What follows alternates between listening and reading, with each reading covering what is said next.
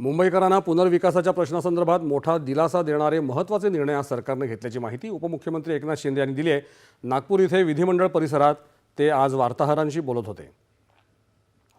सरकारने सुधारित भोगवटा अभय योजना आणली आहे। त्याशिवाय रखडलेल्या इमारतींचा पुनर्विकास करण्यासाठी नवी योजना आणली जाईल। पागडी व्यवस्थेतल्या इमारतींचाही पुनर्विकास करून मुंबईला पागडीमुक्त करू असं शिंदे म्हणाले।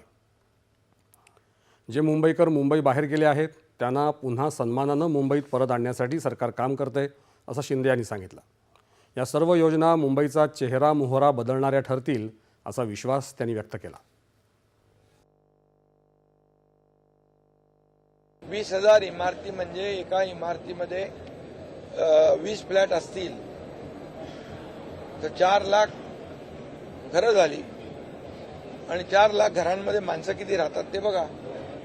आणि त्याचबरोबर या लोकांची ओशी अडकली होती, त्यांचा पुनर्विकासाचा मार्ग मोकळा होतोय आणि जवळपास पागडी आणि मालक अशी 28,000 खटले दाखल आहेत आणि त्यामुळे 28,000 फ्लॅट धारक आहेत।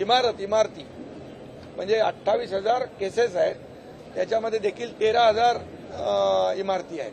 13,000 इमारतीचा देखील पागडी आणि मालकी हक्काचा जो निर्णय आम्ही घेतलेला आहे पागडी मुक्त मुंबई, त्याच्यामुळे लाखो लोकांना जवळपास 20 ते 25 लाख लोकांना याचा फायदा होईल। रिपब्लिकन पार्टी ही महायुतीचाच भाग आहे असं सांगत स्थानिक स्वराज्य संस्थांच्या निवडणुकांमध्ये रिपब्लिकन पक्षालाही यथोचित वाटा मिळावा अशी अपेक्षा केंद्रीय मंत्री रामदास आठवले यांनी व्यक्त केली। ते आज विधानभवन परिसरात बोलत होते। या निवडणुकीत महायुतीच्या विजयासाठी आपले कार्यकर्ते काम करतील असा विश्वास आठवले यांनी व्यक्त केला।